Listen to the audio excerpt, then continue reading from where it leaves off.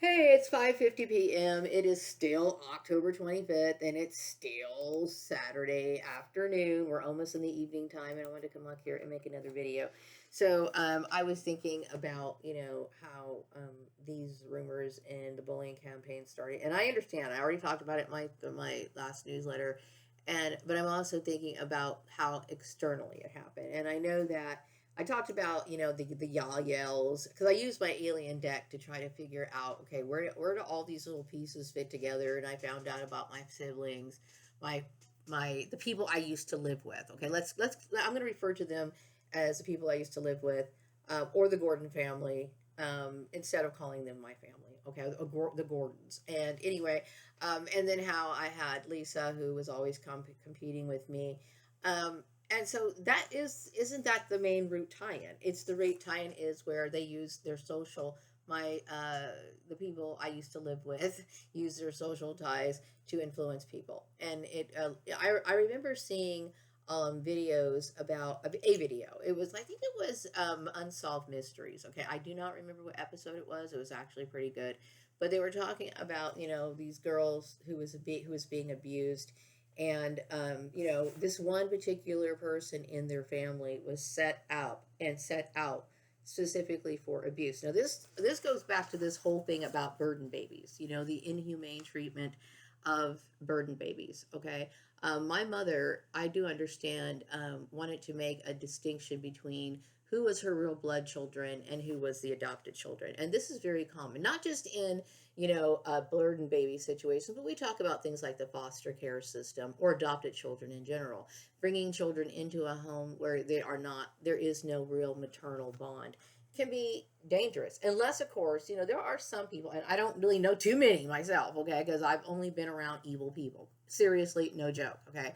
But hopefully, okay, knock on wood or particle board, this is the only thing I have in my house, is that there are people who do actually feel, compassion and true love for another human being that may not be of their blood. Okay, there might be people who care about, taking one kid out of an environment and giving them a safe home and a place to stay, and make sure that they care about their mental well-being as well as their body, mind, spirit. Somebody who can truly love a kid. Okay, but in my case, in my mom's case, she was a victim of circumstances. Okay, back in the days where women were, expected to marry, and like I said, I have nothing against marriage. Okay, and I get really tired of people trying to act like I was trying to attack marriage or something like that. That's not the case. Okay, you know my story. Okay, I left home when I was, like, young. I mean, I had a child out of wedlock. Okay, and throughout the course of time, I was the only person I could rely on, and the only people that I knew were the people that were in the Gordon clans, what do you call it, the Gordon clans social network. Okay, so everywhere I went, I was dealing with this, and I was also dealing with, the people that they were associated with, which were like the church members, like LDS or whatever. So these people always had it in for me. I had a very, very difficult life. Okay, and it was unjustified completely. Okay, so, and I think a lot of clones experience this. Like, for example, me talking about this particular person who was being set out for abuse by her family because she was one of these burden babies. Okay, and I do believe, because a lot of these things have things like Nazi tie-ins, experiment type tie-ins. I personally think that these people were instructed, perhaps these families are instructed in certain cases to inflict this sort of mental pain on these people. Okay, and it is crazy and it is wrong. Okay, and then we have the religious aspect adding more to the mental issue of it. Okay, it is inhumane, it is wrong, and it should be obvious. Okay, so this is why I feel as though, the my sister, well, sorry, Lisa, many people do, they normalize abusive behavior, they normalize it. Okay, and this is what makes the difference between somebody who is humane and somebody who is inhumane. When we talk about civilizing humanity, when people are civilized, they know that there's a certain way to behave, to not inflict mental or physical pain on people. My family, or my ex-family, or the Gordon clan, are people who lacked empathy. And a lot of times people can be in situations where they become unempathetic, where maybe they were empathetic in the beginning. For example, I know that my mother, wrote very beautiful romantic letters to my father when they were engaged, right? My mother had romantic ideas, which really I can understand because from a practical standpoint, that is silly. Because, she had this idea that, she was the only woman that he could ever imagine. And, sparks were going to fly forever and all eternity. And it was going to be this, white picket fence and all this other stuff. So she had unrealistic expectations. Why? Because she believed in romance. Romance. Okay. And like I said, romance is something that is interesting, but it doesn't last for the long term. Okay. So, whatever the case is, I do know that a lot of people played a lot of emotional and manipulative type puppetry so that my parents could even meet each other. Okay. And this goes on a lot of times where people like do the little matchmaking thing and the kingdom spouse, and then it ends up being a nightmare. Plus, my mom, she used to work, she worked before she met my dad, but she settled down, and my father was one of these guys who were like, well, I want to be the man, I got to be the breadwinner, so he took care of my mom. Okay. So throughout the years, my mother was 10 years older than most of the kids that I was going to school with. So when I was like 13 years old, my mom was like in her, I don't know, my mom had me, well, she didn't really have me, did she? She was close to 40, okay, when they brought me in, okay, when I was adopted. So by the time I was a teenager, she was, getting up there. And the kids that I went to school with, their mothers were like about 10 years younger. Okay. So my mom was really awkward. She didn't really, she was, like I said, she went through periods of low self esteem. She didn't drive. Most women were already driving at that time. And she was mobile. And, she felt very bad about herself. She stayed in the house. And she put on like a major amount of weight. Okay. And which made her even more miserable. Okay. She was a very, very miserable person and extremely abusive. And, like I said, she did not understand what discipline really was. She thought, I mean, I laugh at my son, right? I tell him these jokes about how my mom used to hit me for like any reason, okay? Like, and then she would just be, thinking that it was okay. You know what I mean?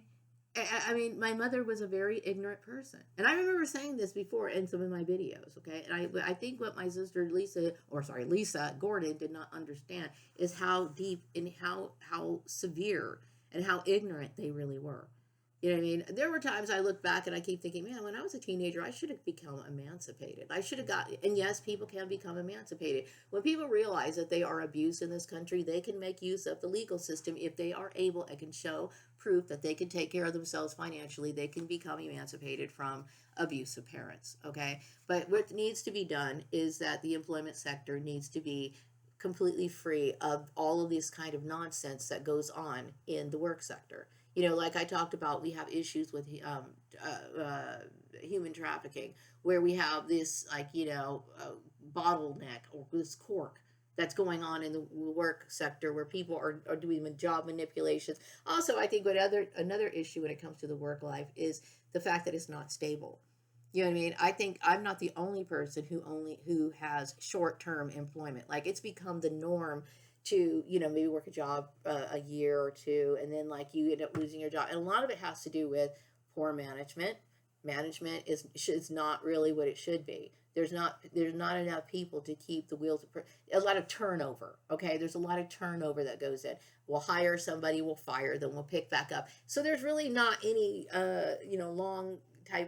longevity and consistency within the work sector. Okay, so now, I was hoping my entire life, okay, and I guess a lot of other people feel the same way, that they were going to find a nice job and they were going to do the best job they possibly could. That was somehow going to make a difference to the employer, and that meant that you were going to have some sort of stability. Okay, obviously it's just like this, shit show. What I mean by that is, like, we have a lot of people that come in, they're not really qualified, and I get it. A lot of people, they just want to get paid.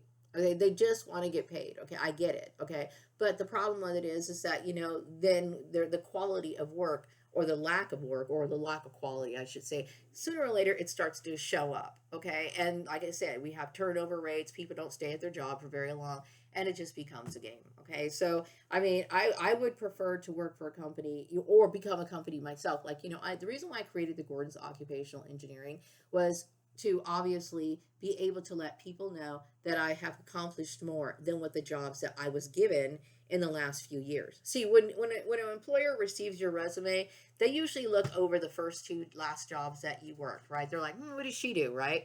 And then they try to demote me to being an office clerk. Why? Because they didn't like the way that I dressed. They didn't think that, they felt competitive. They were always nervous about, me being the best. So they wanted to reduce the quality of my life and therefore give me shitty jobs. Okay. So, and what was the danger of that? It's the fact that I have put in so many years in my work history, right?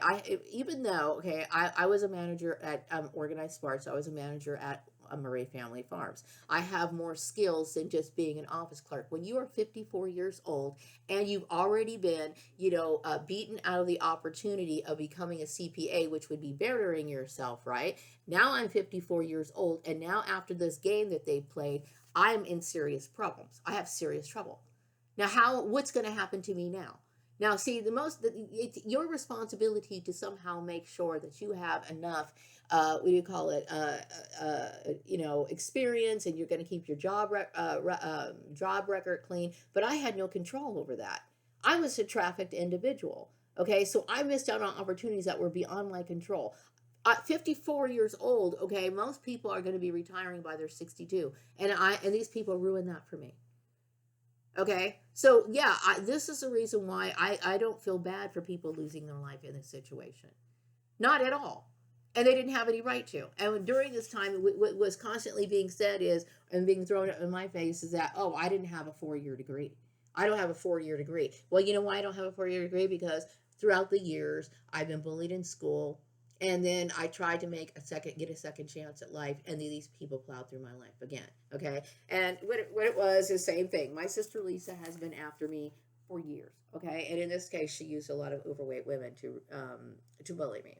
Okay, so now I created the Gordon's Occupational Engineering to list all of my skills, and I listed on my resume so that when people look at what I'm doing, right, then they could see that, and then they could click on it and hopefully see that I'm more than that. Because at this age in my life, I have to sit here and figure out how am I going to take care of myself in the next few years. And I see what bothers me is I live among people who don't think about the long term. And you could tell that most people don't think about the long term. You know why? Because we wouldn't have all this turnover and these shitty managers and all this other stuff. People do not take the workplace seriously at all.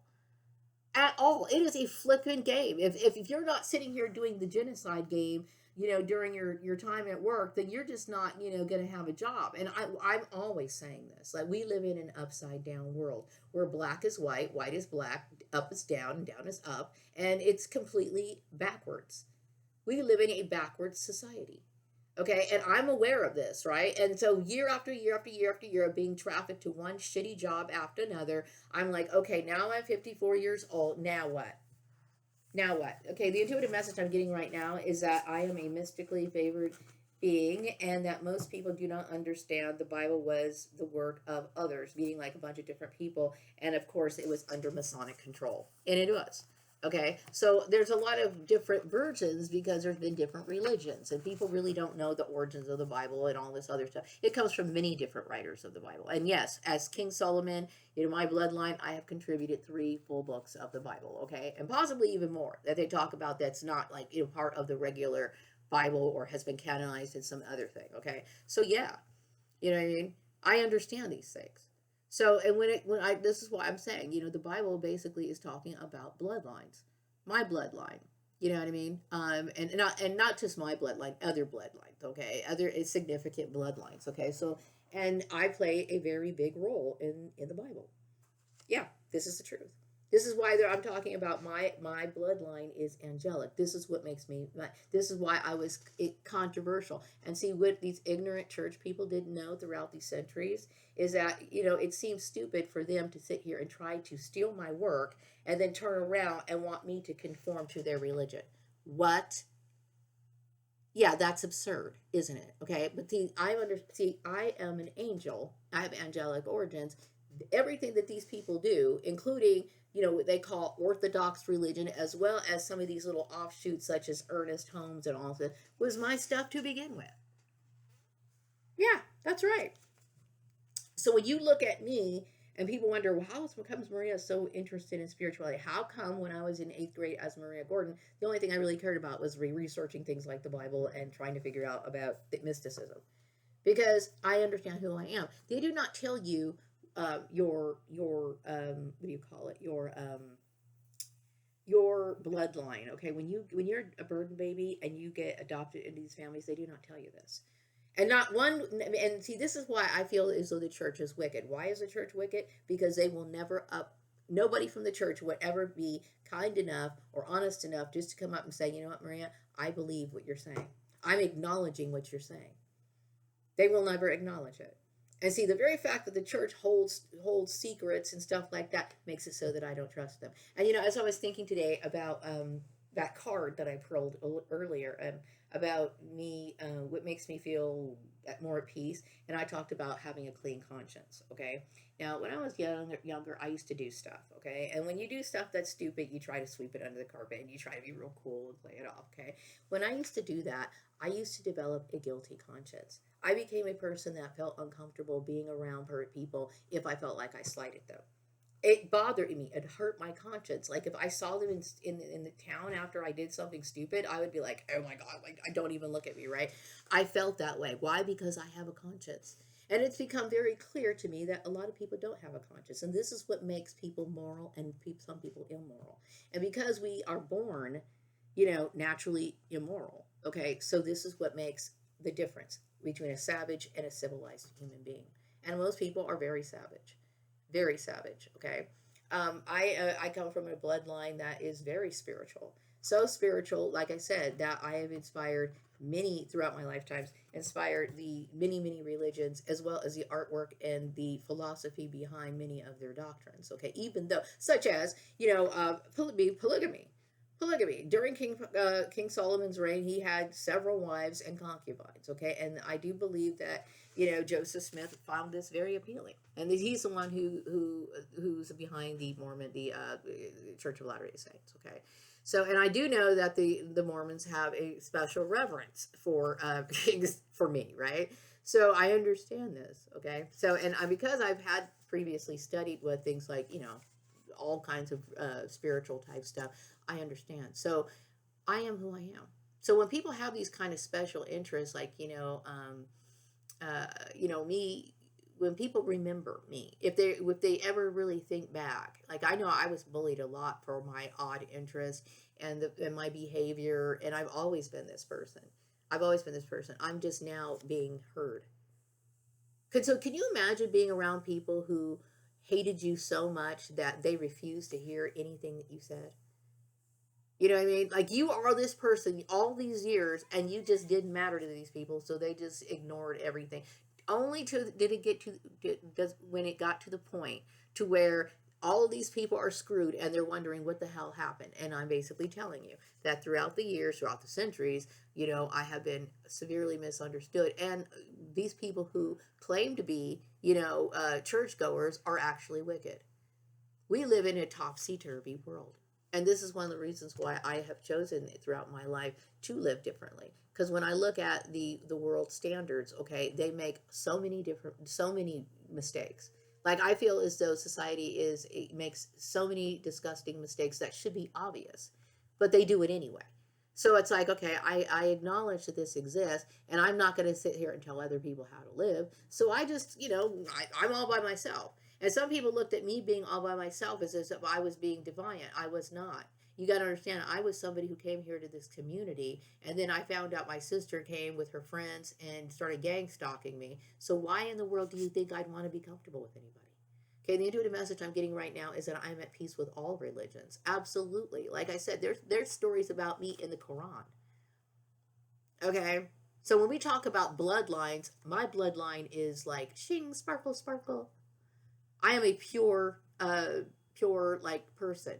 You know what I mean? And when it comes to me having peace, I what I was trying to say is earlier is that I felt dirty every time I did something wrong. This is the truth. I felt really dirty about doing everything that I did was wrong, and it made it so that I felt like, because if I did something wrong, I felt a blockage. Okay, I'm very in tune with my spirituality. I felt a physical blockage. And I remember when my sister was lying to me, my sister, when Lisa was lying to me, when I was living in Lancaster, okay, I was upset and I was suspecting her of manipulating my employment. And she was lying to me and she was making up some sort of narrative. When she was doing that, it felt like shards of glass were going into my brain and it was breaking my heart. It was breaking my heart. So I don't like being around liars. I don't. I don't like being around liars. Okay. And so what I hate about the business world is the liars. Okay. I can't, I am very sensitive. Okay. My little angelic self is very sensitive to that sort of stuff, for manipulation, all of that. You know why? Because I don't like being around evil. When I talk about purity, I am telling you I am a pure person. And that, like I said, when I made mistakes when I was younger, it's because I was either in an experimental phase or I may have developed some sort of what you call OCD over a certain issue. Okay, completely understandable. Okay, but I'm not somebody who enjoys hurting people. You know what I mean? And I understand I have to have a hard work ethic. So I'm an ancient bloodline here on earth today.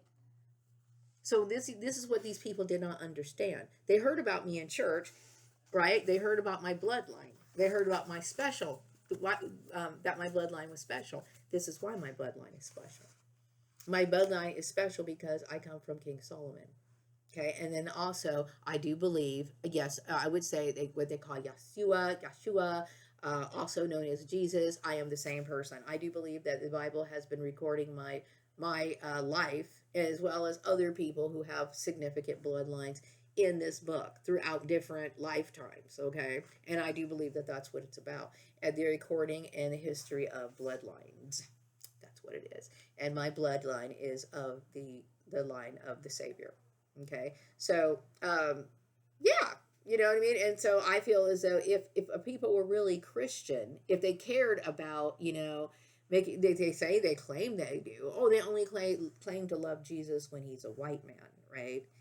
Okay, whatever the case is, I don't sit here and try to I don't sit here and try to shove the savior stuff up people's nostrils or anything. It's like you either understand or you don't. It's not that big of a deal to me, really. I mean, it is, but it's like at the same time, I'm not trying to use that as any brownie points. Okay, but I understand that there was some sort of, what do you call it, interest in surrounding who I was and not really understanding this. I don't even think my family understood. Like, I know my dad used to talk about King Solomon. The story of King Solomon was always one of the biggest stories that we talked about. Now, I do believe that my father knew who I was. I do. I believe he knew who I was, okay? But he never, they do not tell you that. Just like if I was to go to the Mormon church, I bet you I would get a lot of runaround and a lot of denial and a lot of we don't want to, acknowledge that. Why? Because they are afraid of me acknowledging that, because if I acknowledge it, they think that I'm going to sit here and be a powerful person. I'm already a powerful person. Okay, I was a powerful person before I even knew. This is one of the reasons why my family hated me.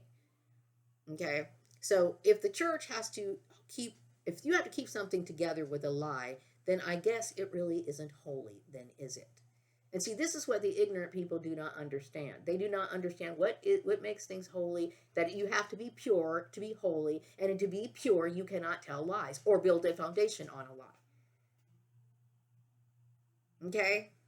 I understand true spirituality, and see, that made me a threat to the church. Not in just in this life, okay? Well, I wouldn't say so much in this life, okay? But I would say through, when it comes to the people who may have attended church. I know throughout the years, C.B. Braganza was followed throughout, different states. He would settle down, and then he would have some problems with church people, okay? You are attacking somebody who is of spiritual origin. I'm a spiritual person. My son seems to be very happy right now. He's all singing and stuff. Anyway, so yeah, I wanted to come on here and say that because I'm proud of my origins. I am. I mean, I just come to understand that like in 2023. I do believe that there are certain religions where if you are a clone, that there might even be some sort of ceremonies in these certain like church sex or whatever that might reveal who you were, you know, and in your past life or your bloodline or something like that. But you know, for the most part, people act like, you know, it's always just like they play this secretive game, like we don't know, like you don't know. I know. I remember my dad trying. He couldn't. I don't believe they allow you to tell these people.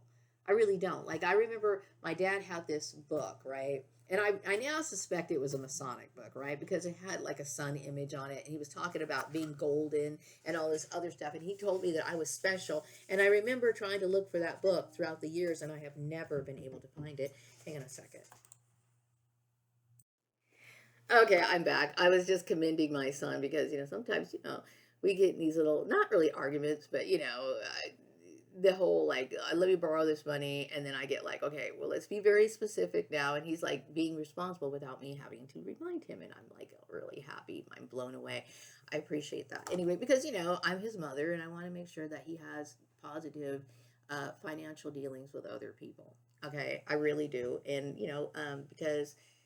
Um, anyway, yeah, when it comes to the moral issue, I wanted to make a discussion about, you know, things that relate to, you know, getting along with people, like borrowing money. You know how sometimes people will borrow $20 from you and then they'll pay you back through Cash App, and then you're like, okay, well, there's a fee for Cash App. That means if you're going to be responsible, you're going to ask somebody. You're the one who's inconveniencing them, so it's your responsibility to pay the ATM fee without being asked. Okay, you want to make transactions as smooth as possible because you don't want resentments. Okay, I understand how to act, and so it's important that I feel that society gets educated. I really do. I mean, it needs education like you don't even know. So that's why I was thinking about, you know, the moral reset, because then you could tell people, adult people, you know what I mean, making it required for them to understand social etiquette, how to behave. You know, if somebody instructed people to not, you know, gossip, or at least get it out of control to where it, you know, got to this human trafficking point, maybe things would have been a little different. But see, they, you know, I know they must talk about these sort of things. Like I'm hoping that they cover this sort of stuff in like these college classes where, like, you know, I talked about Siobhan Zealous, you know, and her college education at Yale, right? Or, you know, maybe they're not covering that. You know, I have not cracked open any of their textbooks specifically, but it was a no-no. Anyway, I think I got off the subject, but anyway, yeah, I love my bloodline. I'm proud to be a prominent figure in holy writing. I wrote holy text in my past life. I am somebody who was associated with temples and shrines in my past life. I am somebody who is extremely focused on the metaphysical aspect. And there's a lot of other religions, like, for example, Christian faiths, who are interested in the metaphysical aspects of, like, for example, some people, like a lot of Christians, okay, they go to different denominations. Why? Because maybe one thing is not accepted or too much in one particular denomination. Okay, like let's just say, for example, you were Baptist, right? And then you get to be 18 years old, and maybe you decide to change your religion. You might, and well, you want to stay within the Christian faith. You might pursue going to like a Pentecostal church because Pentecostals are more flexible and open to things that are metaphysical. But anyway, I was attacked. I've always been attacked by ignorant people. Always, always, always, always, always, always. And you know, I think I'm a natural educator. I have a lot of different skills and stuff because I'm a genius, and that's one of the reasons why King Solomon was known as the wise King Solomon. You know, he was the one who, it was written in the Bible about when these two women were squabbling over a child. You know, he said, you know, let's cut the child in half, and this was his way of determining who the child belonged to. Okay, and that resolved the argument real quick. So I have still been able to maintain or retain my efficient thought process and my problem solving skills. You know, and I do know that some of you guys in my soul tribe, I recognize some of you guys. I do. I recognize some of you guys as who you are. I recognize some of you guys as who you are, you know, and I think it's cool. Like, there's some of these people, like, the minute I realized who you guys are, I immediately perked up. I was like, oh my gosh, like, I know you. Like, I know you.